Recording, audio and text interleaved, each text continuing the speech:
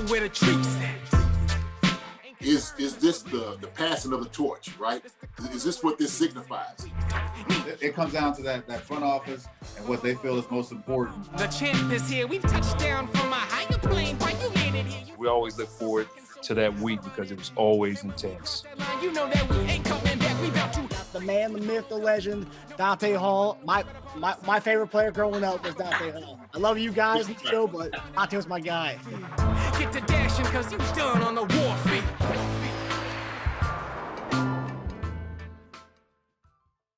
This episode of Chief Concerns is brought to you by BetOnline.AG. Hey there, Marcus Dash here from Chief Concerns. Just want to comment and say BetOnline is your #1 source for all your sports betting needs. Get the latest odds, lines, and matchup reports for football, baseball, boxing, golf, and much more. BetOnline continues to be the fastest and easiest way to place your wagers, including live betting and your favorite casino and card games available to play right from your phone. Head to the website or use your mobile device to sign up today and get in on the action. Remember to use promo code BELIEVE, BLEAV, for your 50% welcome bonus on your first deposit. Bet online, where the game starts. Hey guys, welcome back to another episode of Chief Concerns. I'm Marcus Dash here with legendary tight end Jason Dunn. Guys, if it's your first time tuning in to Chief Concerns from our Bleacher Report fans, we're happy to have you. Everybody else, it's been a while, 2 weeks as far as getting all these shows in. We got a new betting show, we have our Monday morning show, post game show, and of course we're always gonna come back home to our regular Chief Concerns show. So we're happy to preview the Chicago Bears at Kansas City Chiefs game this coming weekend. JD, how we doing, my brother? What's going on, Marcus? How's it going, man? I feel you on this. It's a whole different schedule for us, doing things a little bit differently. But it's kind of growing on me a little bit, right? It's like, okay, we'll see. Maybe get a little bit more creative in some of the things that we're doing. We're putting out here for some of the fans, obviously, and I like it. What I like more than anything else, and I'm sure you agree, is I love the comments, the engagement with the fans, kind of talking. I love having conversations with people out here, kind of talking about the Chiefs, man. So one of our favorite topics. We're going to keep this thing going, right? Of course. What I loved last week, we had our betting show. So yeah, if you guys didn't know, we have a betting show Friday where we pick out 5 props with the co-host, our co-host, my brother Tasia Dash. And I think one of the comments last week on that episode was someone who's like, "I'm not a bettor, but I like the whole angle of looking at the game from that perspective, because it's like you have Tasia saying the props or myself saying props, and you're giving the football perspective of why you could see that. And also it's kind of, obviously we talk X's and O's and stuff, but like, it's just a different way of looking at it, the numbers and why they may not work, why they could work. So yeah, I thought that was interesting when and I believe it was one of our guys, ARG Chiefs, who's not really a bettor, but he said it just made him look at the game a little differently. And he thought that was interesting take. Yeah, no, I'm not a big bettor either, not at all. I was kind of explaining this to a couple of my brothers about some of the parlay bets, putting these things down. And I was like, man, it changed the game significantly, right? It's a game inside of a game in a sense, right? And I got into fantasy. I wasn't doing fantasy before then. Got into it, started liking it a little bit, and it just kind of made me more of a fan of different teams. Obviously, you want your guys to do well. But yeah, man, I do. I like the whole betting aspect to this thing. I really do. I really, really enjoy it. Yeah, it gives us a way to look at the different numbers, whether it's the guys in our team or, like you said, like in fantasy-wise, looking at their team.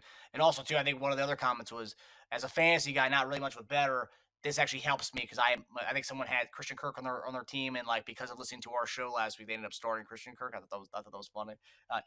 Tage was right. He had a spot on. He had a great game. Had a great game. I think Tasia went 4 or 5 last week on his prop bets. So I'm sorry if and actually his player props all hit, but the only one that did not hit was the over under for the total points of the game. I think he had over 50 points. Obviously, it was 20. So let me understand something. So you got to hit all the bets to win the money. Is that how it goes? And so you get 25 on those 5 bets or whatever it was that he covered. Yeah. Right. And that's where you get the money part of it. Yep. But there's also bets that you can do. Say, I don't want all 5. I could just do 4. Oh yeah. Right. Yeah, you could do that. Okay. So let's say you only like 4 of Taja's props. You could just put up the parlay of only 4 legs. That was a 5-leg Okay. parlay. So like you could say, yeah, I like those 3. I don't want to go with the other ones. So yeah, Yeah, you yeah. can do that. Okay. Cool. Cool. Hey, we're looking at you. We're getting you acclimated to the betting world. Yeah, I'm trying to get there. I'm trying to get there. Look, and the only thing, I live here in horse country. We got the horse races and stuff like that because of, Keeneland and Churchill Downs, obviously with the Derby. So, that's really pretty much only betting I do. And it's only during that time. I'm not a big bettor in any other things. So, this is it. Kind of interesting. Yeah. A little fun. Yeah, it's a different take on of looking at games and such. Yeah. So obviously, So what we have going on this week, man? What we have going on this week? Is there, some of the, we can talk about the betting in this game and stuff like that. What is going on in Chiefs Kingdom with the Bears right now? so that's the thing. So the Bears, obviously we're gonna get into this with our last topic, the predictions side of things. But yeah, Bears, we are almost a 2-touchdown favorite against the Bears, a 12.5-point favorite on Sunday at 4:25. I believe it's the in some parts of the country, it's America's Game of the Week. Where I live, we don't have that. We have the Cowboys game as being the America's Game of the Week. So luckily, I have NFL Sunday tickets, so I'll be able to watch it. But yeah, we're playing the Chicago Bears, who are off to a pretty rough start. And today they lost their left tackle. He's going to be out for the season, or he's on IR, so I don't know how long he's going to be out. But they are out. Oh, wow. Their center, left guard, left tackle, and I believe their right guard too. Like they're down to the reserves. Pretty much the only one who's not a reserve is Darnell Wright, who's going to stay at right tackle for them. Jeez. Yeah. Darnell Wright, the guy we're big fans of. Apparently, they're refusing to move him to left tackle. They want to keep him at right tackle. They just want to keep him there. I was reading some of these Bears bloggers, and they were talking about how like it's a good thing to keep Darnell Wright at right tackle because if they are as bad as they think they're going to be, they want to draft the left tackle for Penn State. Apparently, it's supposed to be one of the best left tackles to come out in a long time. I haven't really done much research on it, but yeah, apparently a lot of Bears fans want to get him as their left tackle. So. And I believe they have 2 first-round picks, so they can do a lot in this upcoming draft. Where they looking, man? They're gonna have to do something. Yeah, They're looking pretty bad. A little bleak up there in old Chicago right now. I know. Gotta feel for the fans. But yeah, so we're gonna get into our week 3 preview with the Bears. So right off the bat, JD, we're gonna talk defense. Yeah. While the defense has looked amazing so far this year, only allowing 2 touchdowns in week 1 without Chris Jones against 2 extremely talented offenses, Lions and the Jacksonville Jaguars, got teams who are filled with the athletes and skill players across the board. Only allowing 2 touchdowns in 2 games is insane. But yeah, the one thing that's still continuing to come back as kind of a thing to think about is something we talked about last year, which was turnover differential. Something that we just did not do good in last year.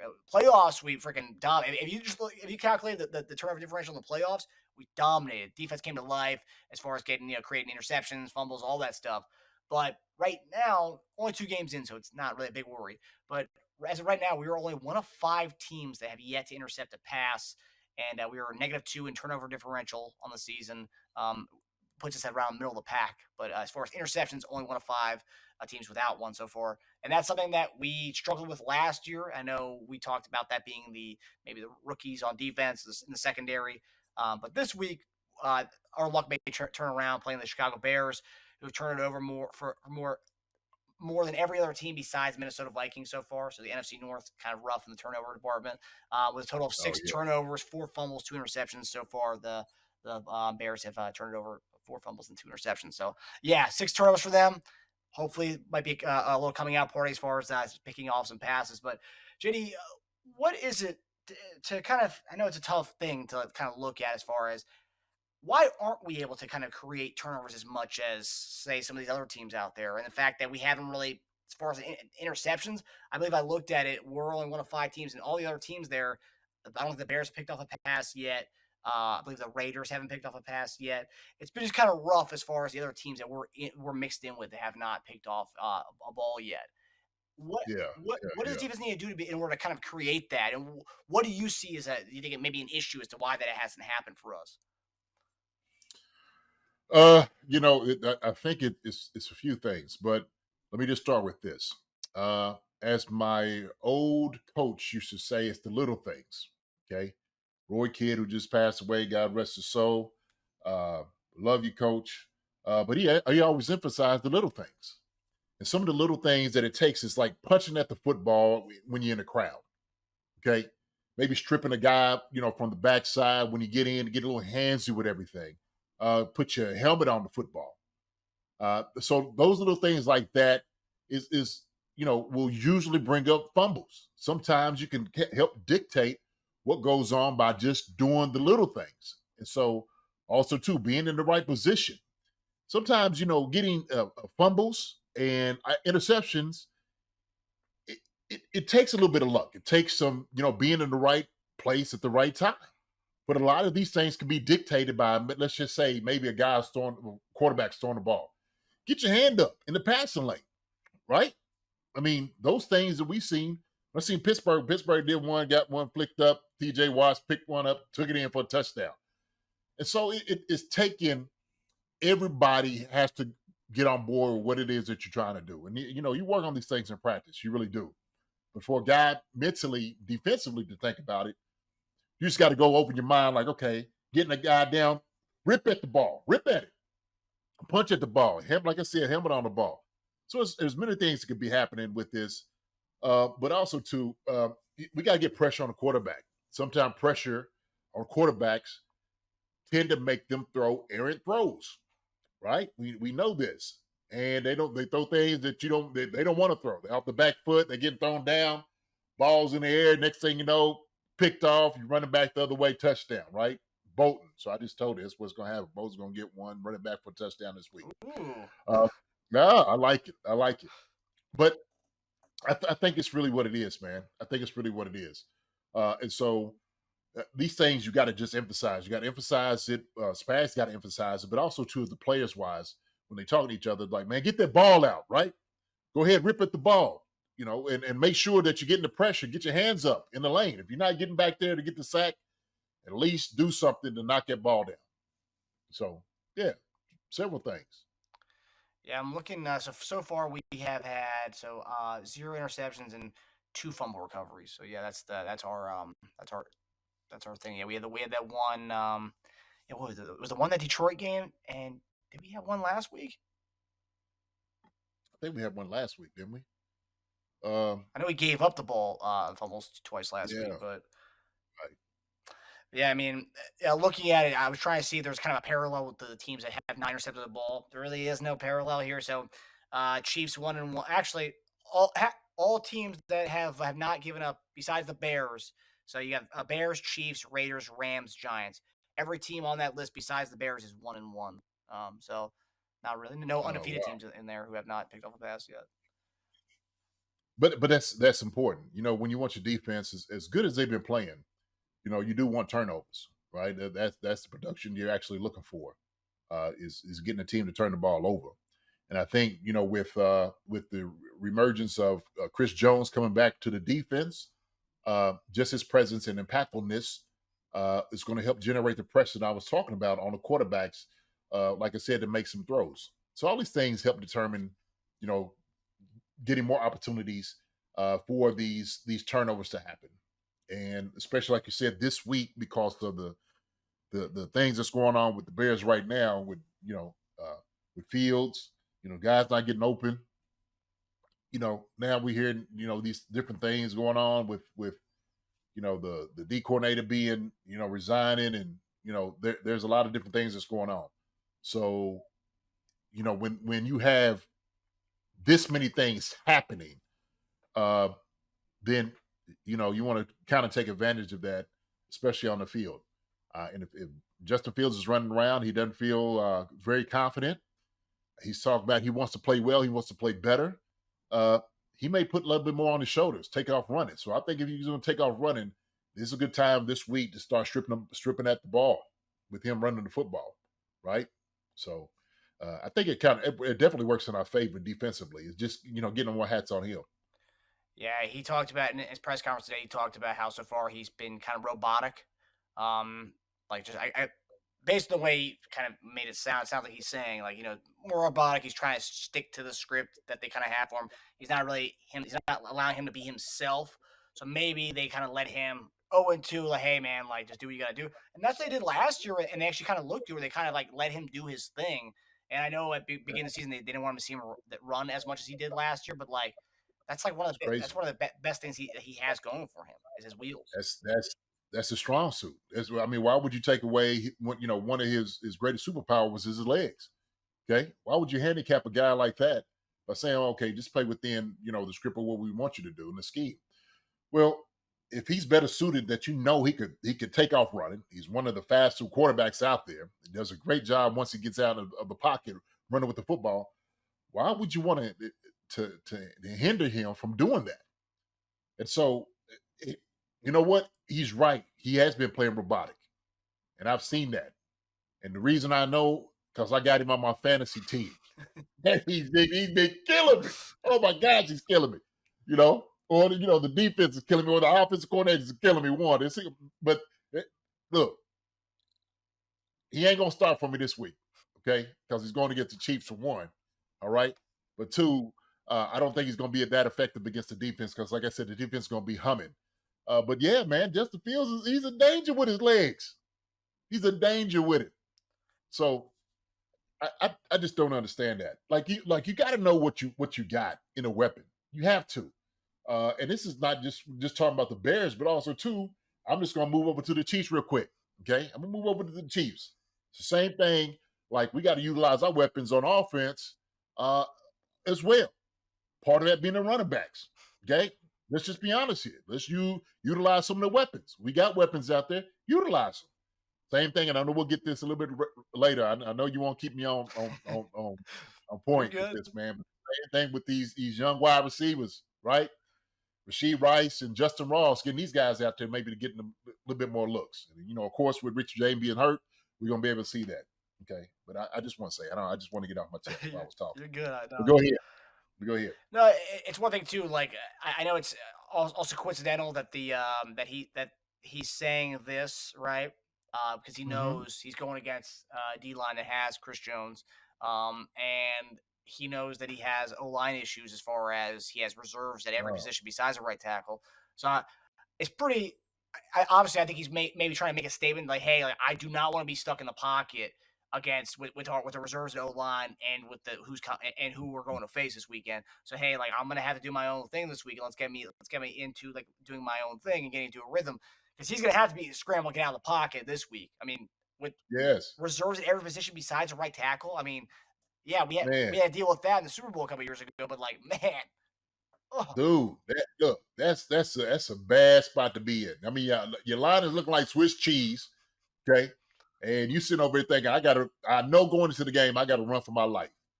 I'm going to be sitting over in a huddle calling plays, looking at these guys, and all of them looking back at me like, man, you see Chris Jones on the other side over there, I'm about to go against? Like, yeah, so I can get your mind in the game. But, yeah, that's his money. That's his money. He knows you're putting yourself in jeopardy and risk having, guys that may not necessarily be starters trying to hold up against a defense like the Chiefs and Spags, who's going to bring pressure. That's definitely you got to do it this week. Bring pressure against this guy. You got to make sure you don't get to the outside on you. All right, that's the thing about it. We've got fast linebackers.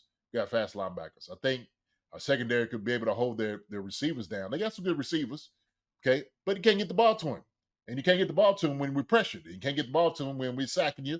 We're bringing pressure from all the different places. And we smacking you all over the place. So hopefully that it keeps up, this week, no doubt about it. So you think schematically, why you think you're going to see a lot of blitz packages from Spags this week, more so than usual with their O-line injuries? You know what? I don't know if it'd be more than usual, but I would definitely emphasize that we're coming after him. We're coming after the football, right? We talked about it, and I guarantee he's emphasized the same thing. Like we need turnovers. We need to get some fumbles. We need to get us some interceptions. This is the week we're going to be able to do it. And the only way you're going to be able to do that is if you make sure you bring an exorbitant amount of pressure against an offense that is right now trying to stop the daggone bullet wound and bleeding out, because that's the way they look right now. So. And I did like the way they utilized Chris Jones last week, kind of moving him all over the defensive line. I know we usually do that, but just seeing him right out the gate playing DT, I think he had a sack. One of his sacks came from the lefty end spot. It was just nice kind of seeing our guy back and kind of doing it all on that D line. We missed it week 1. Missed it. Yeah, shoot. Yeah. But yeah, it should be an interesting one. I'm interested to see the. I don't think they had it last week because they didn't know how much Chris Jones was going to play. But I'm curious to see what the betting line is going to be for sacks total for the Chiefs on Sunday. Be interesting. I'd love to see that. Yeah. I'd love to see that. Maybe it's where I need to lay some money down this week on, some of these little parlay bets and whatnot. Yeah. Right? What's going on? Yeah. I bet they think that it might not, the number might not even be on there because they think it might just be a ridiculous amount of sacks this weekend. But man, that's crazy. I feel for Fields, like hearing that, like now, like after seeing the left tackles out, all these guys are out of their O-line, like, yeah, no crap, dude. Let me freaking do my thing. I do not want to be a statue in the pocket this week, especially against with what we were facing. Man, no sir, it's rough. No sir. All right, so you mentioned we talked about offense, so we're gonna head over to the offense now. So obviously, story of the year so far has been that our almighty high-powered offense is just like a shell, looking like a shell of itself. And obviously, most experts do not think it's going to last long. We don't think it's going to last long. When you have Patrick Mahomes and Andy Reid, it'll be figured out. And honestly, if there is one thing that you want to have to be struggling with if you are the Chiefs, is offense, because you have Patrick Mahomes and Andy Reid. It's like, okay, we'll figure it out. It won't be before long before it's all figured out. Especially while the defense is doing well. Yeah. Only if the defense is doing well, they're doing a tremendous job. They're picking up the slack big time. Yeah, absolutely. So looking at the next 6 weeks, obviously this week we play the 0-2 Bears. Next 6 weeks we have 6 opponents who have a combined record of 1-11. So this would be the time to figure out the offense because you're not going against any world beaters of the next 6 weeks. But yeah, the team we face this weekend has allowed the 4th most yards per game and have allowed the 2nd most points per game so far this year. Only 2 weeks in, I know, but those 2 weeks have not been the best for the Chicago Bears. So this sounds about as good. This sounds about as good of a get-right game as any games so far. My question is, you bring up rushing the ball on the Bleacher Report stream earlier. You talked about needing to run the ball a little bit more and get the rhythm going. What do you want to see from the offense this week? And let's say Pacheco is not even there Sunday. Do you still want to see that more of a balanced approach that we have not had the last few weeks? I do. This week is going to be very important on the opposite side of the balls, man, that they call a good game. And to be honest with you, I'm looking more this week that it's not even about the Bears. It's about what we do offensively, okay? And it's trying to establish this whole mindset about who it is, your identity going into the season and what you want to be, okay? So basically I'm looking at this. Our offense needs to do 3 things, okay, going into this week. Number one, first and foremost, you got to establish the run, okay? We're talking about a team that gets plenty of yards. You have to establish the run. You can only dictate what a defense does when you keep the defense guessing on what it is you're going to do. When they're thinking that we're going to go ahead and just throw the football, a billion times a game, then guess what? Then they know they could just be able to tee it off and just come after Patrick Mahomes every chance they get. And so they got some talented guys that rush the passer. We know this. But if we mix it up, right? We talked about the run game, mix those things up, guess what? We can keep everybody on their heels. We can get the young guys established because you done established a run. Now it opens up lanes. Now you keep the defense honest. And so that's very important that you have to establish the run. Pacheco, CH, McKinnon, you got to give the guys up front, you got to give the running backs an opportunity to work into the offense so we can see what they can do. Plus, you got to help out the O-line. It helps out the whole line tremendously. All those guys up front, to me, are more suited for run blocking. Okay? Put this, most offensive linemen, if not all offensive linemen, want to push on the pound. They want to hit guys in the mouth and run through them. That's what they want to do. They want to be a physical team. So let's establish being a physical team, right? That's what you have to do. It's got to have physical attitude by the coaches because you have the guys up front that can do that. Okay? So number 2, I said 3 things, right? Here's my second emphasis. We need to challenge the wide receivers. Okay? these young wide receivers in particular. All right.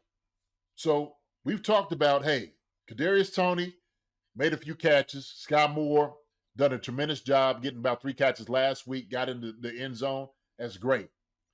This week, I've said this about us, so let's establish some of the younger guys in our offense as well. Richie James is going to be out, okay? This is an ideal time to get Rashid Rice and get Justin Ross a few more looks, okay? See what they can do offensively. Make sure we establish that these young guys, and let them understand what the standard is.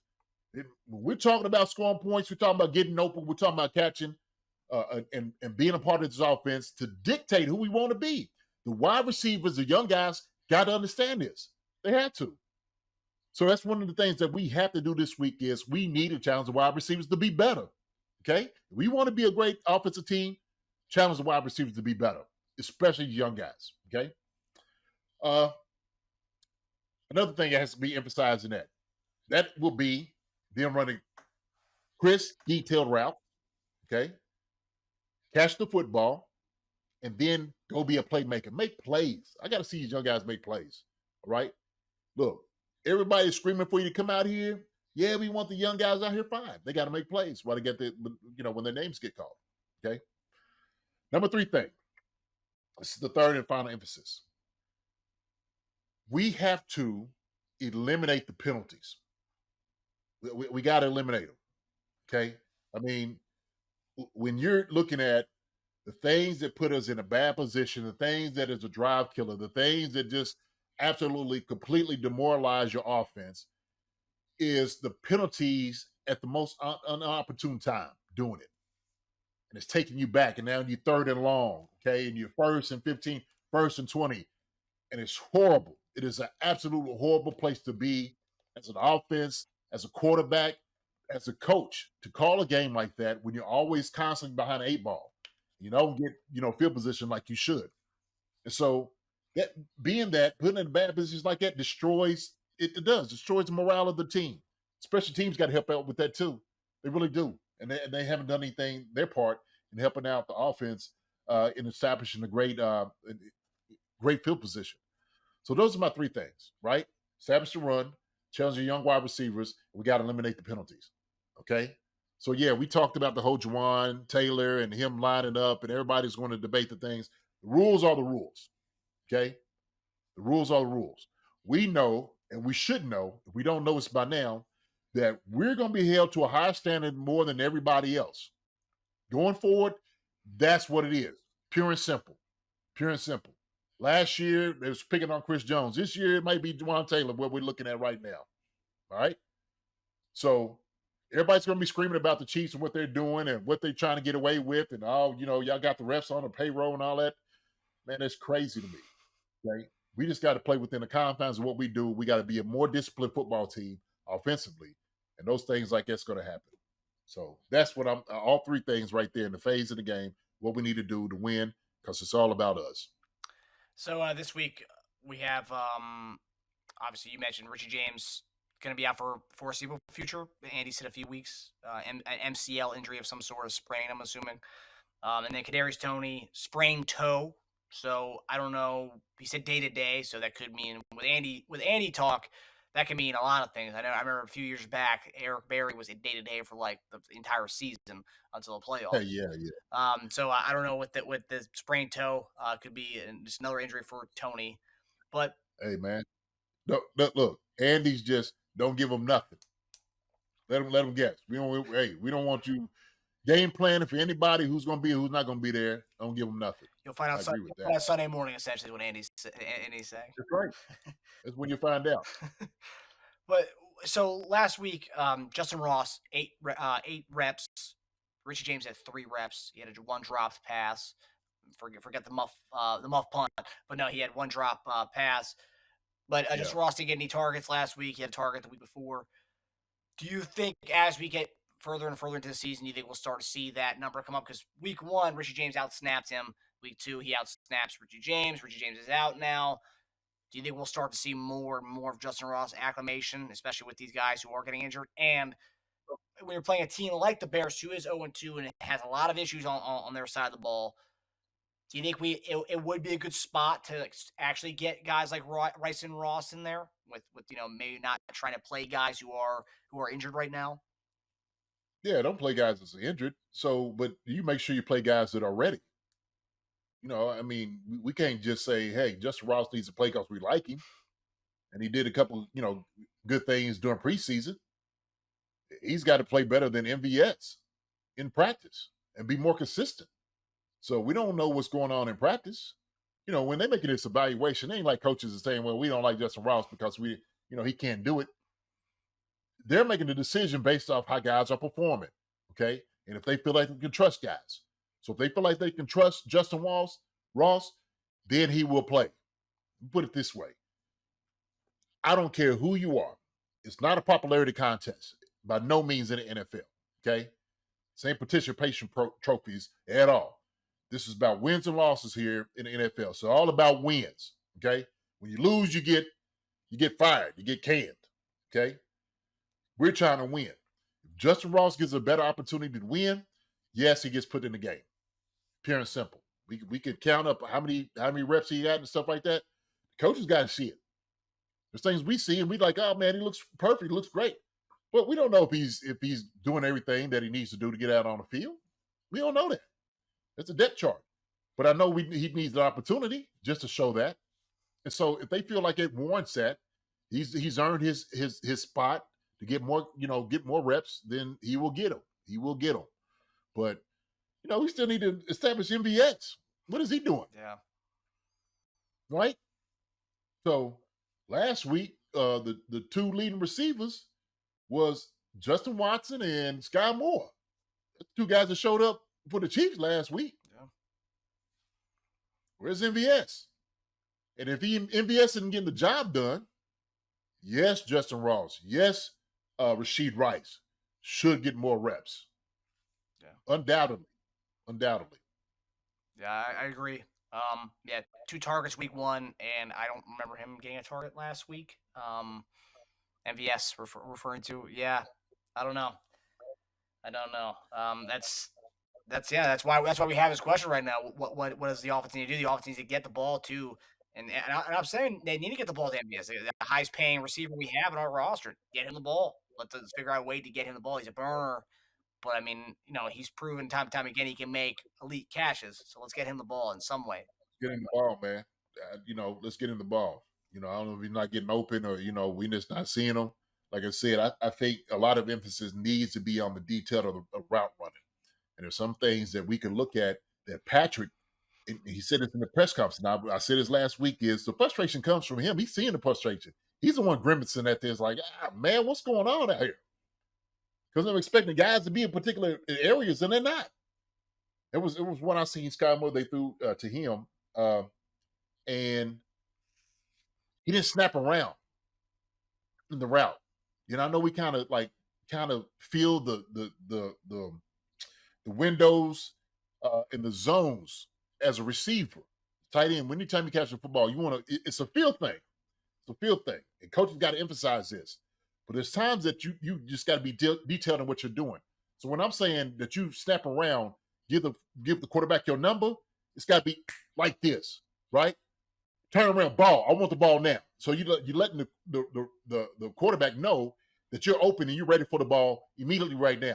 But if you're just drifting in the zone and drifting, that's why some of the balls may seem like they're off from Patrick. Okay, because the guys are drifting. Yeah, man, turn around. Okay, be present. Open your hands up. Get it. So, I don't know. I'm just putting my coaching hat on because that's how I would emphasize. Like, man, hey, we got to do a much better job than this. This is not okay.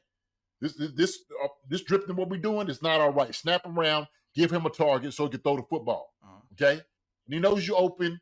He sees your hands. He knows you're ready to get the ball delivered to him. Okay? Let's give him more of a target so he can make the decision. Make it easy on Patrick. Make it easy on him.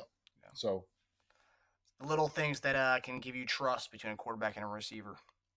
It's the little things. Yes, sir. It's the little things, Marcus. Always. Little things. In the game of life and in the game of football. Absolutely. You see it right, EKU? I'm pointing at it, it's like my finger's right on it. Yep. Yes, sir. It's a matter of pride. It's the little things that matter. Yep. Like you said, not just on the football field, but in life. in life.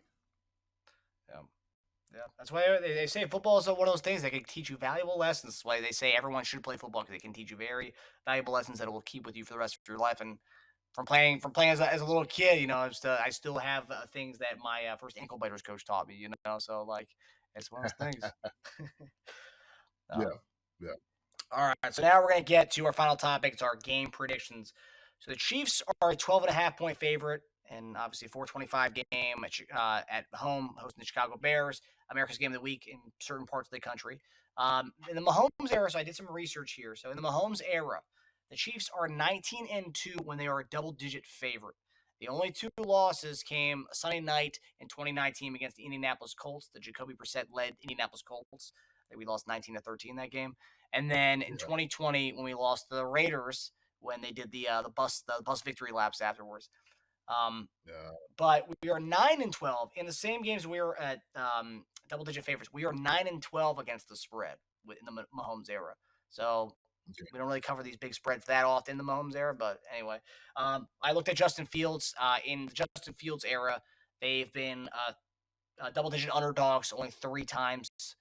And Justin Fields is 0-3 in those games, and he's also 0-3 against the spread too. So not only are teams winning, they're also covering the spread too in the Justin Fields era. And when you have offensive lines, when you're playing with your reserves the entire time, it might be tough to win those games. But anyway, JD, who do you have on Sunday, and do you have them covering the spread? Yeah, definitely covering the spread. This is not a hard decision to make. It's not. It really isn't. Okay. And I told you already that this thing is about us, the Chiefs, offensively and defensively, establishing who they want to be and their identity. Okay. I think it starts right here with the Bears. This is a great team to do it against. But I've got the Chiefs winning with a dominating performance, 35-17. 35-17. That's where I got them at. Okay. I think the defense, they held them to 2 touchdowns. I think this is one of those things that, I gave them 17 points. Excuse me. I just think we don't take the Bears for granted. And I just gave them 17. That's just where I think it's going to be at, 35-17. But hopefully they won't score that 17 points. Hopefully we'll keep them down lower than that. Okay. But listen, there are 2 things that the Chiefs desire to do. Okay. Dominate the troubled Bears going forward. Okay. And you got to watch out for these guys who are troubled, who are, right now trying to figure out everything that's going on. They're bleeding, and they're a dangerous team like that, because you start playing at their level, next thing you know, you're in a game that you didn't think you was in.